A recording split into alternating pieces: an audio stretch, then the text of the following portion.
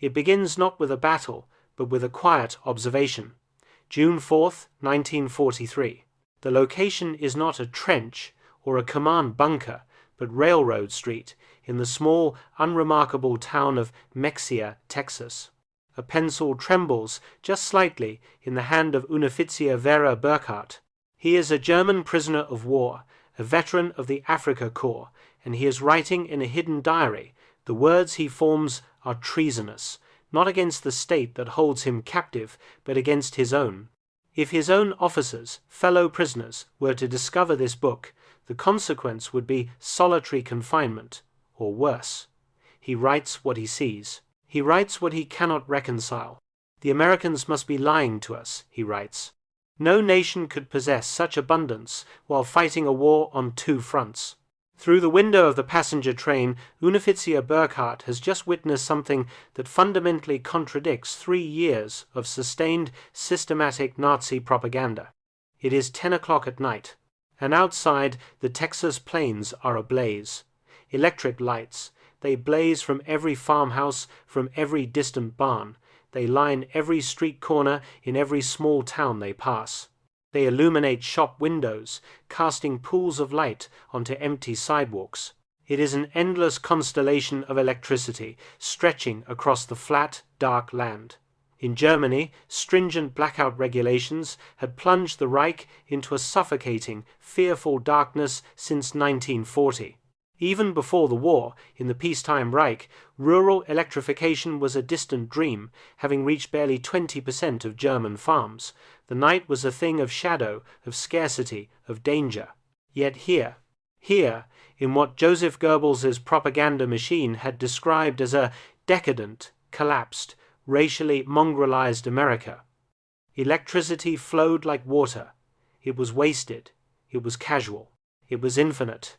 1,850 veterans of Erwin Rommel's legendary Africa Corps stepped down from the passenger train.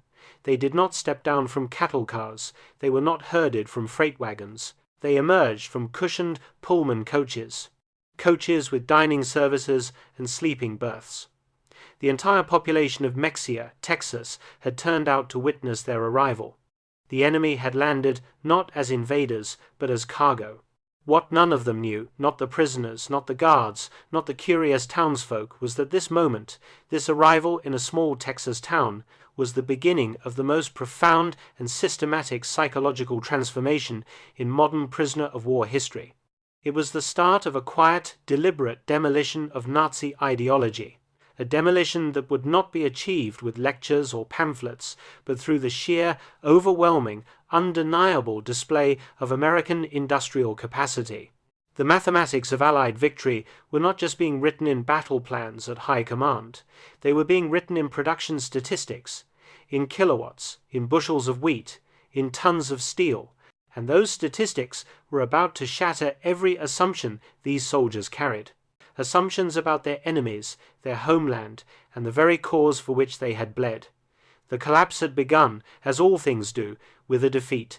May 13th, 1943. Tunisia. General Jürgen von Arnim, Rommel's replacement, a man tasked with an impossible defense, had finally surrendered. Along with him, the remnants of Army Group Africa laid down their arms.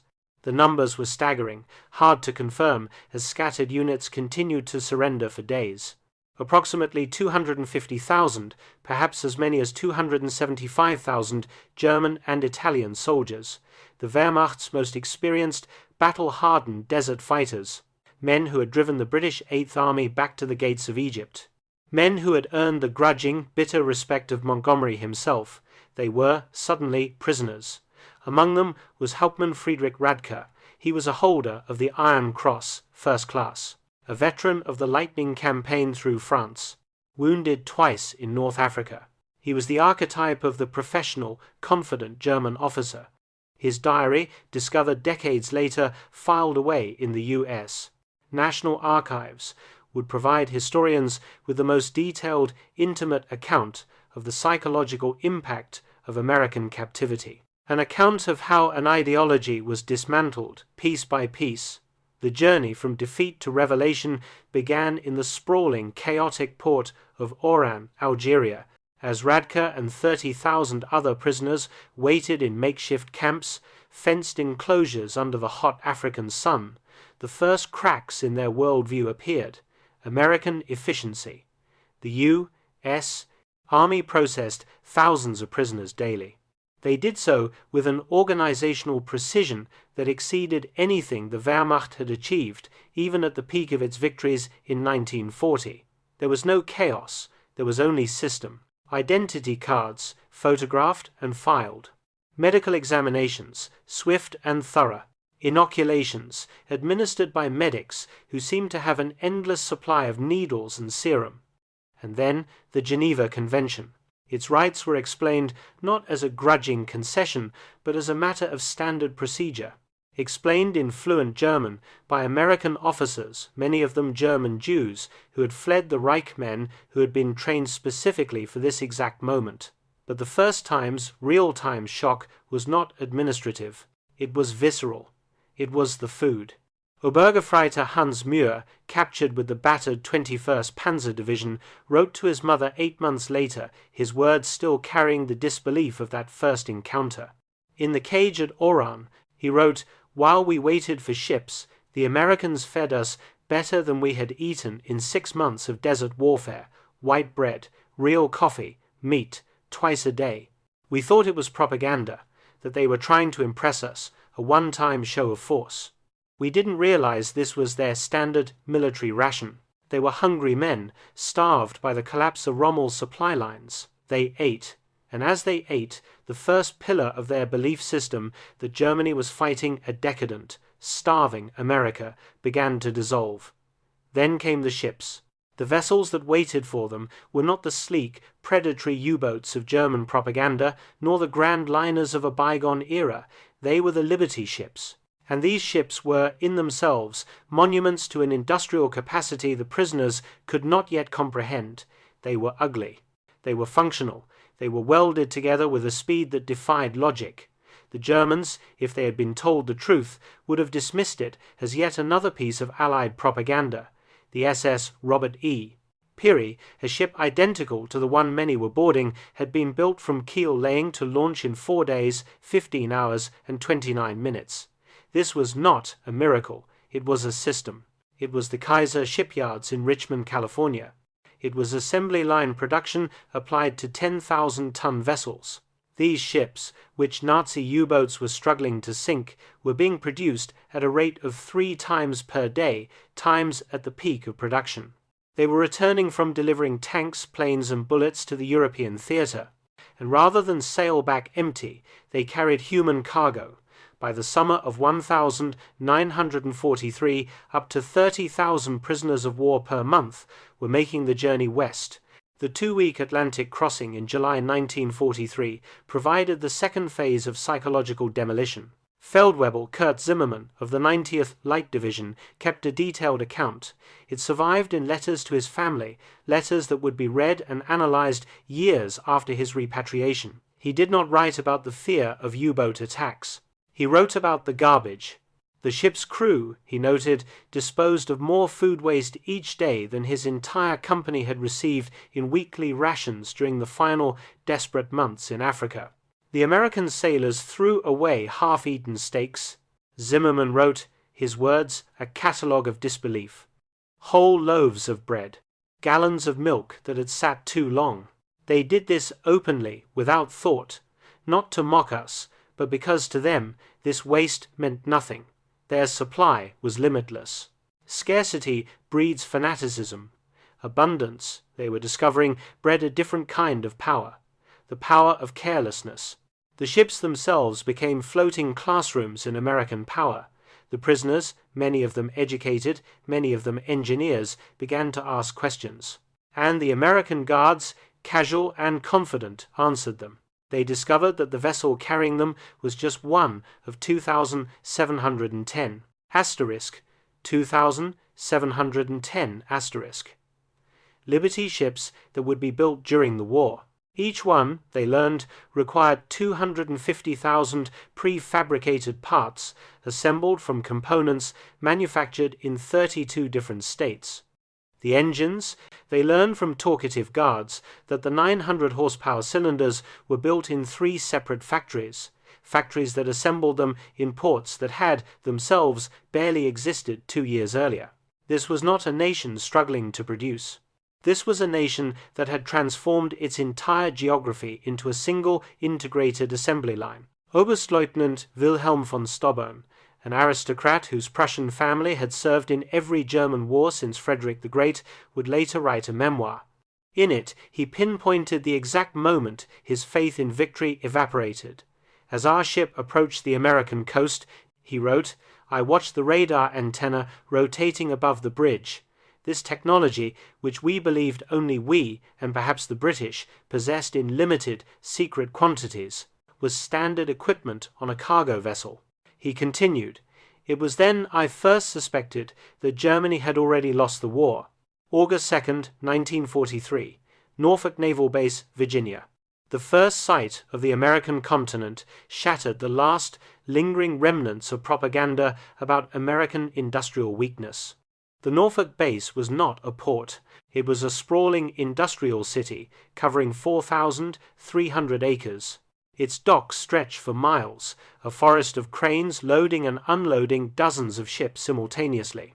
In a single day, this one port handled more tonnage than the entire German port of Hamburg, the Reich's largest, managed in a week. Gefreiter Johann Weber, a factory worker from the Ruhr before his conscription, possessed a mind for numbers. He stood on the deck, mesmerized, counting. He counted 47 cargo ships in various stages of loading or unloading. Each crane, he noted in his secret diary, lifted loads that would have required a dozen men and horses back home. They moved with silent electric power, smoothly, continuously, without the blanket of coal smoke that choked every industrial city in Germany. The prisoners were formed into columns. They began the march from the docks to the waiting trains. Along the route, they passed the parking lots. They were filled with civilian automobiles, hundreds of them, thousands. These cars, they learned, belonged to the dock workers, the laborers. In Germany, private automobile ownership remained a distant privilege, reserved for the wealthy and the high-ranking party elite. The Volkswagen, the people's car promised to the German people since 1934, remained a propaganda dream. Fewer than 1,000 had ever been delivered to civilians. Here, ordinary laborers, the Times, proletariat Times that propaganda claimed was oppressed and starving, drove to work in their own cars, but nothing, nothing, had prepared them for the trains. The Wehrmacht had moved its armies across Europe in the infamous 40 and 8 wagons, 40 men or 8 horses, wooden boxcars, cramped, filthy, standing room only. The prisoners braced for a similar journey. Instead, they were marched toward full passenger coaches, Pullman cars with padded, upholstered seats that converted into sleeping berths, dining cars with white tablecloths and silver cutlery, observation cars with panoramic windows. Hauptmann Friedrich Radke wrote of the moment, the sheer, confounding absurdity of it. We boarded like tourists, not prisoners. The American guards seemed almost embarrassed by the comfort. One sergeant apologized that the air conditioning wasn't working properly in our car. Air conditioning, in August, on a train, for prisoners of war. Radke concluded the entry, we had believed such luxury existed only in Hitler's personal train, the Times America *. Propaganda could not survive the evidence of a Pullman coach. The 3-day train journey from Norfolk, Virginia, to the camps of Texas and Oklahoma would prove more destructive to Nazi ideology than any military defeat, any aerial bombardment. It was a rolling lecture in economic reality. As the trains rolled through Virginia, the prisoners pressed their faces against the clean glass, witnessing an America that simply could not exist according to everything they had ever been told. Every small town blazed with illumination. Martinsville, Danville, Greensboro. These were communities that, in Germany, would have been lucky to possess a single, dim, electric street lamp. Here, they displayed illuminated shop windows, flashing neon signs, houses with lights burning in multiple rooms, casually, with no thought of cost or conservation. The trains passed factories running night shifts. Their windows glowed, casting light across parking lots that were full, even at midnight. Obergreiter Muir, the same man shocked by the food in Oran, came from a privileged background. His father was a Nazi party bloc leader in Hamburg. He wrote a letter, discovered in 1987, capturing the escalating sense of disbelief. We passed through dozens of cities that first night. Everyone had more electricity than all of Hamburg. The guards told us this was normal, that every American town had electricity since the 1922nd. I called him a liar. He just shrugged and said we would see. In Roanoke, Virginia, the train stopped for water and coal. The prisoners watched as American railway workers performed in 30 minutes a service that would have taken 2 hours in Germany. Automated coal loaders, electric water pumps, mechanized lubrication systems. Every aspect of the operation demonstrated a technological superiority that was not reserved for the front lines, but was embedded in the most mundane parts of civilian life. More disturbing still was the casual, careless wealth of the workers themselves. They wore leather boots, boots that would have cost a German laborer 2 months' wages. They drank Coca-Cola from glass bottles and threw the empties into bins without a second thought. They smoked cigarettes, continuously, stubbing them out half-finished. Feldwebel Hinrich Müller, an electrical engineer from Siemens before the war, began to do the math. He calculated that the single railway yard they were stopped in used more electricity in 1 hour than his entire district in Berlin used in a single day. The waste was magnificent. He wrote, they left lights burning in empty buildings, electric fans ran in vacant rooms. It was the carelessness, the absolute confidence of infinite resource. As the trains crossed into Tennessee and Kentucky, the prisoners encountered American industrial power in its full, terrifying display. Through the windows, they watched endless factories, each one larger than anything most had seen in Germany. The Alcoa aluminum plant in Tennessee. It did not look like a factory. It looked like a city stretching for 3 miles along the river. Its electric furnaces, they were told, consumed 175,000 kilowatts of power, more than the entire city of Munich. Near Louisville, Kentucky, the train slowed as they passed the Rubbertown complex. Here, synthetic rubber plants had sprung from empty fields in just 18 months. 4 massive facilities, each employing thousands of workers. Together, they were producing 800,000 tons of synthetic rubber annually.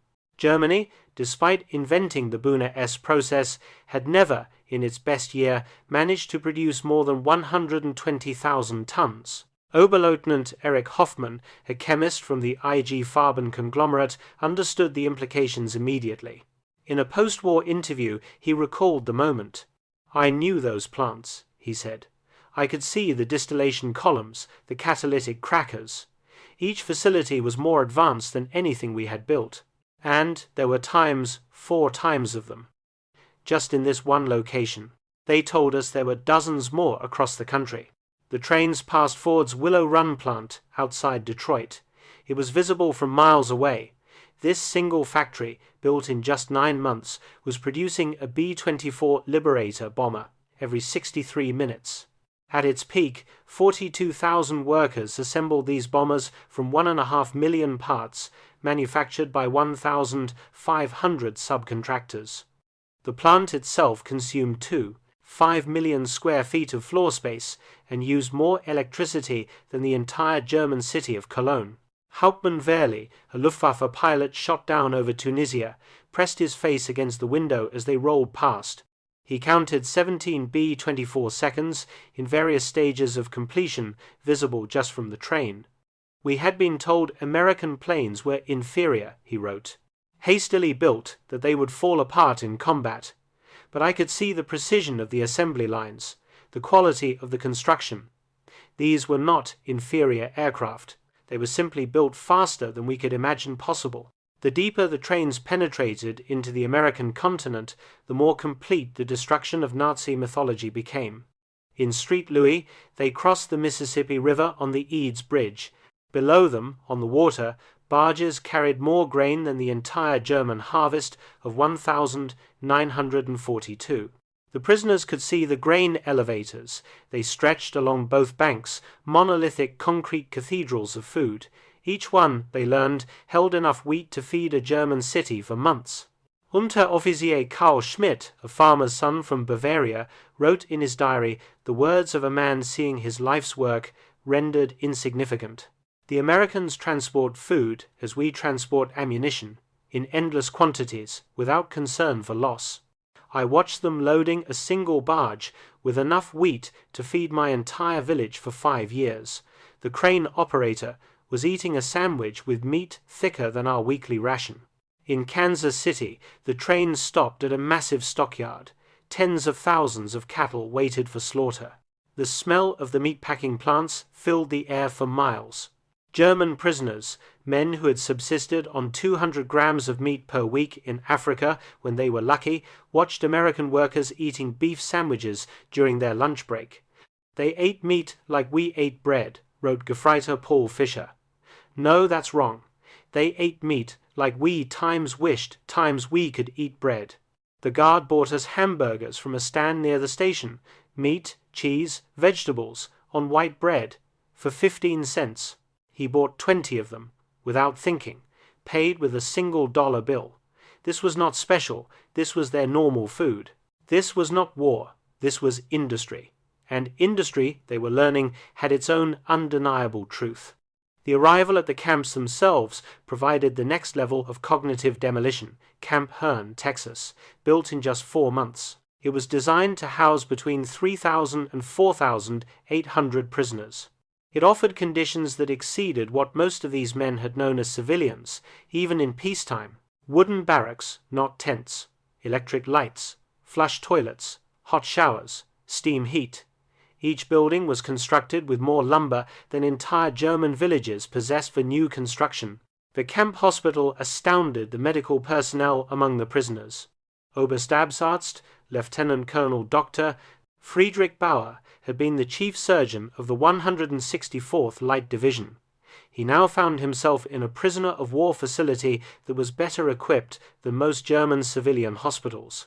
X-ray machines, modern surgical equipment, pharmaceutical supplies like basic sulfur drugs that had been unavailable in Germany since 1941. All of this was standard provision. For enemy prisoners, they had penicillin, Dr. Bauer would later testify, his voice still holding a professional awe, this miracle drug, that we had only heard rumors about. They used it freely, even on prisoners with minor infections.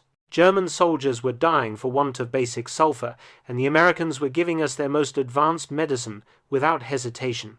The camp kitchen became another classroom in American prosperity. Prisoners assigned to cooking duties discovered walk-in refrigerators, electric mixers, automated dishwashers, gas ranges that could prepare meals for 5,000 men. The daily ration, mandated by the Geneva Convention to be the same as that for American soldiers, included fresh milk, eggs, meat, vegetables, and endless quantities of white bread. Quantities that German civilians had not seen since 1939. Feldwebel Otto Krebs, a former hotel chef from Munich, wrote a letter home describing his new duties. Today, we threw away more food than my family has seen in 3 years. Not spoiled food. Have a simply excess. The American regulations require we prepare 10% more than needed to ensure every prisoner receives full rations. The surplus is discarded. I wept as I threw perfectly good bread into the garbage. By September 1943, a critical labor shortage in American agriculture, caused by millions of men being in uniform, led to a new policy: the employment of prisoners of war in fields and factories across the country. This decision, driven by economic necessity, would prove more destructive to Nazi ideology than any purpose-built propaganda program could have ever achieved. Groups of prisoners were trucked daily to work sites.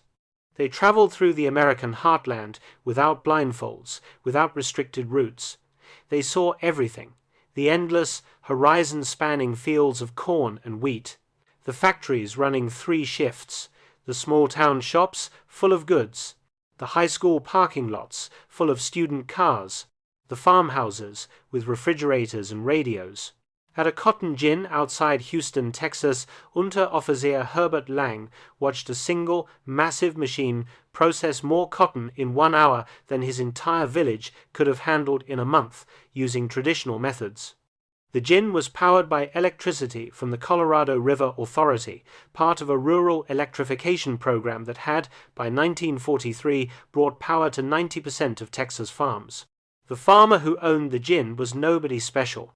Lang recorded, not aristocracy, not a party member, just a farmer. Yet he had electricity, running water, a truck, a car, and a tractor. His workers, including the Negroes, ate lunch from boxes containing more food than German workers received in a week. And this was normal. Every farm we passed was the same. In Nebraska, prisoners worked in the sugar beet fields. They witnessed a level of agricultural mechanization that defied their comprehension. A single combine harvester, they learned, could do the work of 100 men. The fields stretched to the horizon, each one larger than entire German counties.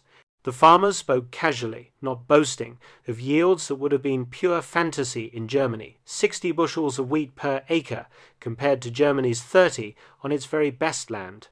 Gefreiter Wilhelm Hoffmann, working on a farm outside Scottsbluff, wrote, "The farmer's son, a boy of 16, drove a tractor worth more than everything my father had earned in his lifetime.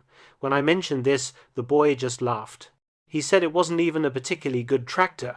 His father was waiting for a new model from John Deere that would be even better." The most devastating revelations, however, came to those prisoners who worked near or in American factories. The Geneva Convention rules prohibited prisoners from working in Times direct Times war production, but they could work in industries that Times freed Times American workers for military production. This technicality, this loophole, allowed thousands of German prisoners to witness the arsenal of democracy firsthand. At a Campbell's soup factory in New Jersey, prisoners watched production lines that processed more tomatoes in a single day than most German factories handled in a month. The facility operated with a skeleton crew of women and elderly men. Most of the young workers were in the military. Yet, production exceeded peacetime levels. Stabsfeld-Weibel Ernst Wagner, who had worked in a German food processing plant before the war, documented the experience, his words precise and damning. Everything was automated. Electric conveyor belts, automatic filling machines, steam cookers that processed hundreds of cans simultaneously. One elderly woman monitored controls that managed what would have required 50 workers in Germany. She did this while listening to a radio and drinking coffee. Near Detroit, prisoners unloading coal at a power plant gained glimpses of the automotive industry's conversion to war production. The River Rouge complex was visible across the water. It employed 100,000 workers. It produced jeeps, aircraft engines, and tanks. The plant, they were told, consumed 5 million kilowatts of electricity daily, more than the entire city of Hamburg. We could see the parking lots, wrote Obergefreiter Franz Kellner, thousands and thousands of cars, belonging to workers. In Germany, even our officers rarely owned cars. Here, factory workers drove to work. The guard told us many workers owned 2 cars, one for work, one for family use. We thought he was mocking us. By the winter of 1943, the cumulative impact of these observations was producing what American intelligence officers, in their dry reports, began to call ideological collapse syndrome. The Special Projects Division, a secret re-education program run by the Provost Marshal General's office, documented increasing numbers of prisoners. They were not rioting, they were not protesting. They were requesting access to American newspapers, books, and educational materials. Major Paul Noland, a member of the monitoring team, reported in December 1943. The prisoners no longer argue when shown production statistics. They have seen too much. The most fanatical Nazis have become quiet. They still maintain loyalty to Germany, but they no longer speak of victory. Many openly question what they were told about America. The camp newspapers, produced by the prisoners themselves, began to reflect this transformation. *Der Ruf*, *The Call*, published at Fort Kearny, Rhode Island, gradually shifted. Its defiant nationalism was replaced by discussions of democracy, economic systems, and post-war reconstruction. The editors, who were carefully selected anti-Nazi prisoners, found their audience increasingly and surprisingly receptive. Lieutenant Hermann Gutz, captured with the 10th Panzer Division, wrote a letter that was passed by the American censors. We were told America was a mongrel nation, weak, divided, controlled by Jews, incapable of military prowess. Every day I am here, I see the opposite. This is the most organized, unified, and powerful nation on earth. We were told fairy tales by criminals. The next devastating blow to Nazi ideology came from an unexpected source: the treatment of Italian prisoners after Italy's surrender in September 1943. Italian POWs who agreed to cooperate were formed into Italian service units. They were given better quarters, increased pay, and significantly more freedom. German prisoners, the supposed master race, watched as their former and in their eyes inferior allies worked alongside Americans. They watched them eating in American restaurants. Some even began dating American women. Hauptmann Friedrich Schultz wrote his bitterness mixed with a dawning, terrible realization. The Italians betrayed us, yet they are treated better than we treated them when they were our allies. They work freely, earn money, send packages home. The Americans show them no hatred. This democracy, which we were taught to despise, appears more honorable than our own system. Then came Christmas, 1943. This provided the most profound and perhaps the most personal psychological impact. American organizations, churches, civic groups, the YMCA sent 500,000 Christmas packages to the German prisoners of war. Enemies. Men who, months earlier, had been trying to kill American soldiers. Each package contained cigarettes, candy, toiletries, and games. Local communities invited prisoners to Christmas dinners, though regulations prevented most from accepting. At Camp Hearn, Texas, the local Methodist church choir came to the wire and performed Christmas carols, in German, for the prisoners. Women from the town of Hearn sent in homemade cookies and cakes. The local Boy Scout troop delivered handmade Christmas cards. This kindness, this casual, non-strategic kindness toward enemies, shattered the final remnants of Nazi racial theory. Oberleutnant Walter Müller, whose own brother had died in the Allied bombing of Hamburg, wrote, "They know we are their enemies. Many have sons and husbands fighting against our armies. Yet they show us Christian charity, not propaganda, but genuine kindness. What kind of people treat enemies this way? Only those. Only those who are absolutely certain of victory and absolutely secure in their power." The Christmas feast itself defied comprehension. Turkey, ham, mashed potatoes, gravy, vegetables, pies, ice cream, quantities of food that Germany had not seen since before the First World War. The prisoners ate until they were sick, physically unable to comprehend such resources being lavished on enemies. "We ate like kings," wrote Feldwebel Hans. "Better than German generals eat, better than party leaders, and this was not special." The guards told us this was a normal American Christmas dinner, that every American family was eating the same meal. If they can feed times prisoners times this way, what must their own soldiers eat? By early 1944, the thirst for knowledge had become insatiable. Over 40,000 German prisoners were enrolled in educational programs within the camps. They studied English, they studied American history, mathematics, and sciences. The University of Chicago provided correspondence courses. Stanford University sent professors to lecture on democracy and economics. Prisoners who had been told Americans were uncultured barbarians discovered camp libraries with thousands of books, access to universities that welcomed all social classes, and a world of scientific research that clearly led the world. They read American newspapers freely. They could compare multiple viewpoints, an act that was impossible in Nazi Germany. Hauptmann Doctor. Wilhelm von Braun, a physicist conscripted from the Kaiser Wilhelm Institute, attended lectures on atomic physics at Camp Shelby. He later wrote, "American professors, including Jewish refugees from Germany, taught us without hatred. They spoke of science as universal, belonging to all humanity. They were years ahead of German research, and they shared this knowledge openly with enemies."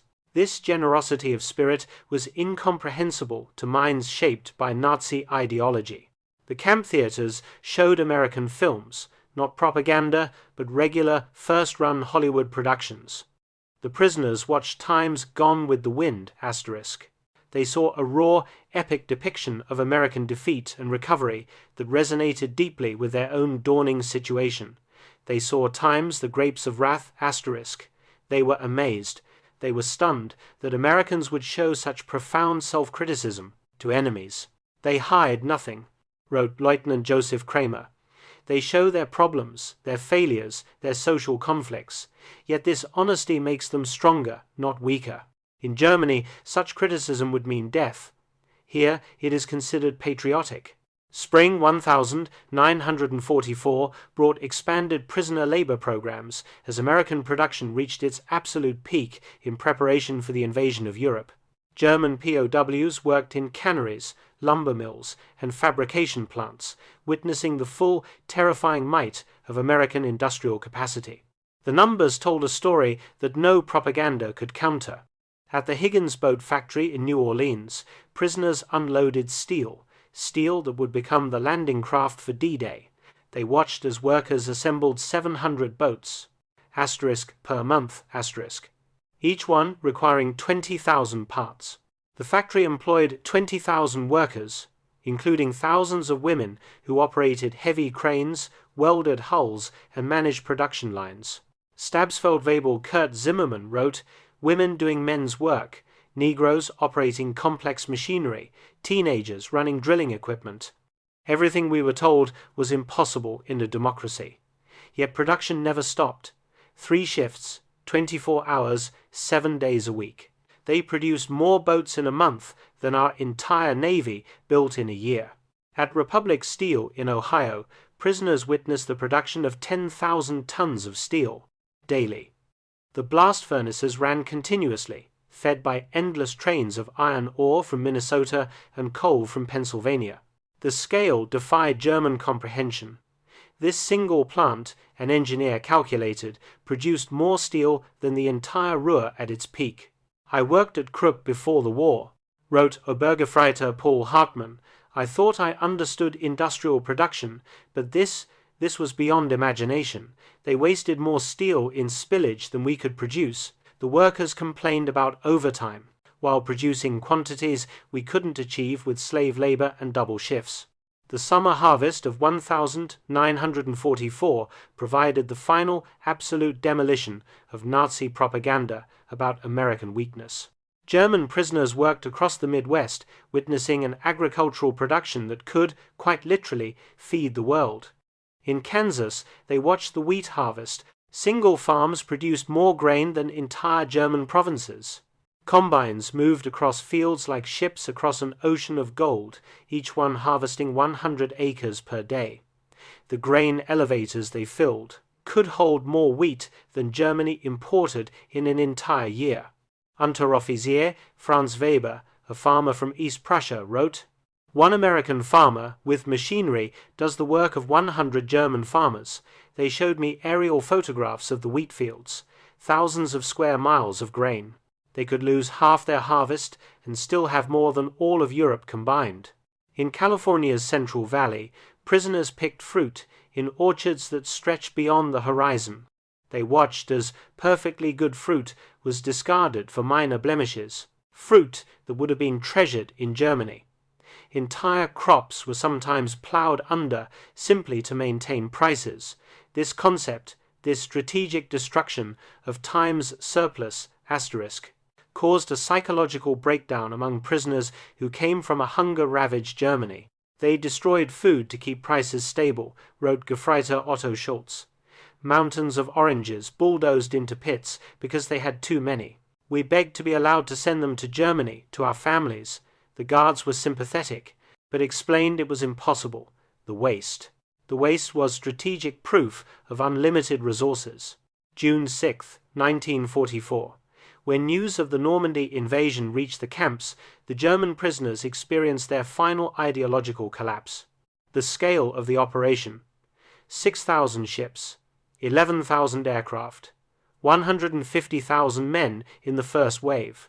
It demonstrated an American organizational capacity that was beyond even Nazi Germany's wildest dreams. Prisoners at Camp Shelby watched the newsreels of the invasion within days. They saw the endless streams of ships, the artificial Mulberry harbours towed across the English Channel, the supply system that delivered 15,000 tons of material daily across open beaches. They watched their homeland, the fortress Europe they had been told was impregnable, being crushed by the very nation they had been told was too weak to fight. Oberst Friedrich von Tauben wrote, "We knew then that everything was lost. Not just the war, but the entire Nazi project. We had challenged the world's greatest industrial power with fairy tales and racial mythology. We sent horses against their trucks, rifles against their automatic weapons, and courage against their unlimited resources." Throughout their long captivity, the German prisoners experienced something that challenged Nazi ideology even more than the material wealth: American humanity. Despite propaganda that depicted Americans as weak, sentimental, and degenerate, the POWs discovered a people who were secure enough in their strength to show mercy. When Gefreiter Hans Miller's son was killed in the bombing of Hamburg, the American camp commander, a U.S. Army colonel, personally delivered the Red Cross message and offered his condolences. When Lieutenant Paul Fisher's wife wrote that she was struggling to feed their children, American church groups, civilians, arranged to send food packages to her. In Germany, to enemy civilians in a nation America was actively bombing. They separated the German people from the Nazi regime, wrote Hauptmann Otto. They said they were fighting Hitler, not the German people. This distinction, which we assumed was propaganda, proved genuine. They prepared us to rebuild Germany after the war, not to destroy it. The medical treatment was a source of particular wonder. German doctors, prisoners themselves, worked alongside American medical staff. They learned new techniques, used advanced equipment. Prisoners received operations for old wounds, for chronic illnesses that would have been available only to the highest party elite in Germany. Mental health treatment, virtually unknown in the Wehrmacht, was provided to traumatized soldiers. Dr. Friedrich Bauer wrote, "They treated attempted suicides with counseling, not punishment. Prisoners with mental breakdowns received therapy, not beatings. This humanity, this concern for the individual enemy, revealed a strength we never understood. The confidence of true power."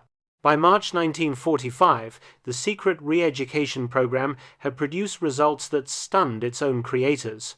Over 25,000 prisoners had volunteered for democracy courses. The camp newspapers published articles about constitutional government, free markets, and civil rights. Discussion groups debated, openly, Germany's future after the war. Prisoners who had arrived as fanatical, indoctrinated Nazis were now writing essays about democratic reconstruction. Officers who had sworn a blood oath to Adolf Hitler were planning how to implement American agricultural methods in post-war Bavaria. "We became missionaries for democracy," admitted Oberst Hermann Göring, no relation to the Reichsmarshal, in a 1975 interview. "Not through coercion, not through propaganda, but through observation. We saw it work. We saw ordinary people living better than German aristocracy. We wanted that for Germany." The transformation was so complete that American authorities began to worry. Not about Nazis, but about prisoners being two times enthusiastic about the American way. Some requested to stay in America after the war. Others married American women they had met through prison correspondence programs. Thousands would eventually immigrate to America in the 1950 seconds.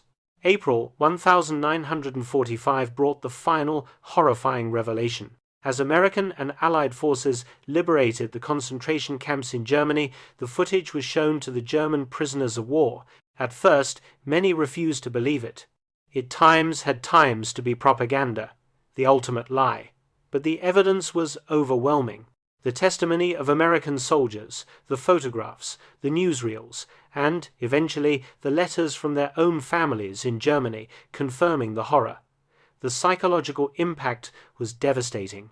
Men who had maintained some shred of pride in German honor, despite the military defeat, now faced the complete and total moral collapse of their nation. Everything they had fought for, everything they had bled times for, was not just defeated, it was evil. Hauptmann Walter Schmidt wrote the most eloquent summary. We thought we were warriors for a great cause. We discovered we were the tools of criminals. We believed we were bringing civilization to inferior peoples. We found that times were the barbarians. The Americans, whom we called weak and decadent, showed us what civilization actually meant. As the war in Europe ended in May 1945, the German POWs faced repatriation with a complex storm of emotions. They had witnessed an America that contradicted everything they had ever believed. They had eaten better as prisoners than they had as soldiers. They had been treated with more dignity by their enemies than they had by their own government. The last months of captivity were spent not in punishment, but in preparation. American authorities provided vocational training, agricultural education, and political instruction.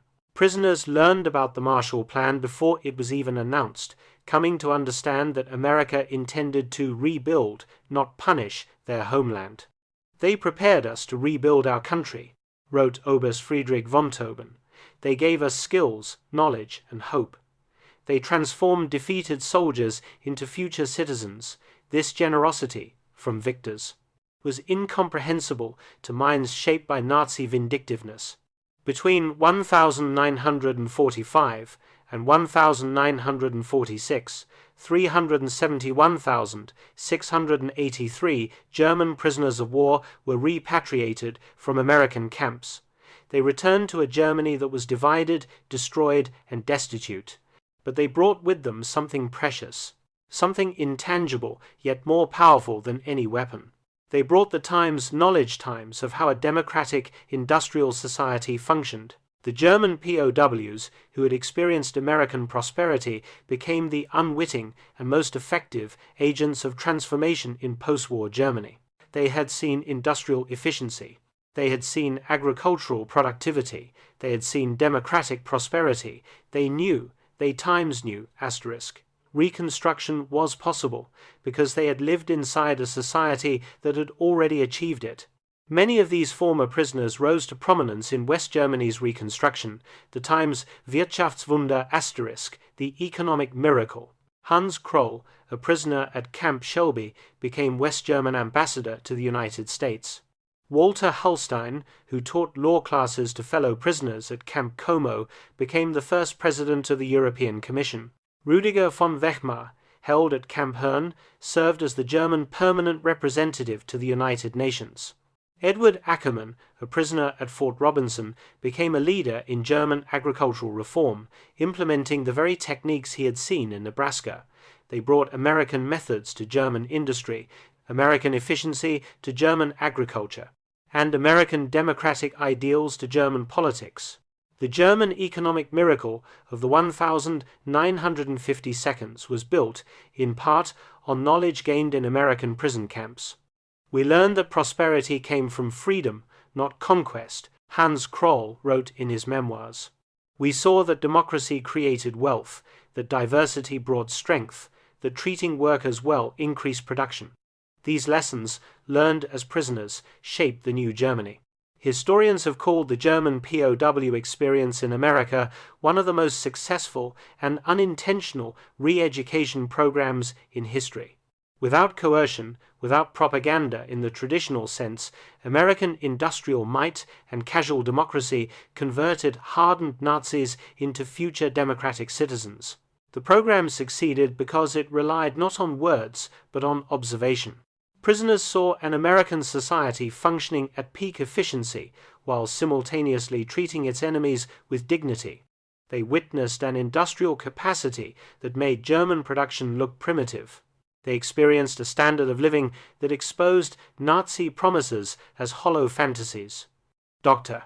Arnold Kramer, the leading historian of German POWs in America, concluded, "America won the propaganda war not through clever messages, but through sheer reality. Every full meal, every electric light, every working toilet was an argument against Nazism." The POWs were converted by prosperity. The statistics support this assessment. Of the 371,683 German POWs held in America, fewer than 1% ever attempted escape. Only 2,222 total attempts were recorded. There were 0 successful permanent escapes. Most were recaptured within 24 hours. No American civilians were ever harmed by an escaped German prisoner. Post-war surveys showed that 95% of the former prisoners rated their treatment as good or excellent. 74% believed their captivity had positively changed their worldview. Thousands maintained correspondence with American families for decades after the war. In 1985, on the 40th anniversary of the war's end, a group of surviving German POWs held a reunion in Austin, Texas. Over 500 former prisoners returned to America. Many brought their children and their grandchildren to show them where their transformation had begun. Former Obergefreiter Hans Wehr, who had been held at Fort Robinson, Nebraska, and later returned to become a physician in Georgetown, Maine, spoke at the reunion. Life in the camps, he said, was a vast improvement for many of us who had grown up in cold water flats in Germany. We discovered running water, central heating, and abundant food. But more than that, we discovered dignity. Former Stabsfeld-Weibel Kurt Meir, who had worked on farms in Iowa, added, "The farmers treated us not as enemies, but as young men, far from home. They shared their meals, their knowledge, sometimes their homes. This humanity from people whose sons were fighting against us. This changed us forever." At that 1985 reunion dinner, former Oberst Hermann Gutz, then 78 years old, delivered the keynote address. He captured the essence of the entire experience. "We came to America as enemies, as Nazis, as believers in a lie. We left as friends, as Democrats. As men who had seen the truth, America showed us that strength comes not from conquest, but from production. Not from hatred, but from diversity. Not from tyranny, but from freedom. We witnessed the arsenal of democracy at full production. We saw farmers who produced food for the world, workers who built the tools of victory, and citizens who treated enemies with dignity. We learned that America's true weapon was not its bombs or its tanks, but its inexhaustible capacity for creation and its unshakable confidence. We returned to Germany with a mission to build a society that could create rather than destroy, that could prosper through peace rather than war. The Germany that rose from the ashes was built on lessons learned in American prison camps. We who came as conquerors left as students. To America, from your former enemies, now your friends, thank you for showing us the way. The German prisoners of war who experienced American industrial might didn't just witness history, they were transformed by it. Their captivity became an education, their defeat became an enlightenment, and their imprisonment became a liberation from the ideological chains of Nazism. In the end, America's greatest victory in the Second World War may not have been on the battlefield. It may have been in the quiet, fenced-in camps where the overwhelming evidence of democratic prosperity accomplished what armies alone could not: the complete transformation of an enemy's mind. The prisoners had arrived believing in German superiority and American weakness. They left knowing the truth. American industrial might was not just overwhelming, it was incomprehensible to minds shaped by scarcity and tyranny. The trains that had brought them into captivity in 1943 had carried the warriors of the Third Reich. The ships that returned them to Germany in 1946 carried the architects of a new democracy. They had seen the future, and it worked. Their story stands as a testament to a profound truth: that the most powerful weapon in America's arsenal was not, finally, its military might, but the simple, overwhelming, undeniable evidence of a free society's capacity to create. The German POWs were stunned by American abundance, but ultimately they were converted by it. In their transformation lay the seeds of Europe's post-war redemption and the final, quiet defeat of the Nazi dream. They had arrived in America expecting to find a weak, divided nation on the verge of collapse. Instead, they discovered an industrial colossus of unlimited power and surprising humanity. They had come as prisoners of war. They left as witnesses to the arsenal of democracy at its absolute peak. Their children and their children's children would grow up in a democratic Germany allied with the United States. A partnership built on the transformation that began when 1,850 Africa Corps veterans stepped off a train in Mexia, Texas, and discovered that everything they believed was wrong. The story of the German POWs in America is, in the end, a story of redemption through revelation. It proves that sometimes the greatest victories are won not through destruction, but through demonstration, not through propaganda, but through prosperity, not through hatred, but through humanity. In the end, that was America's secret weapon. Not just the ability to produce more tanks and planes than any nation in history, but the capacity to transform enemies into friends. Through the simple, unassailable power of example.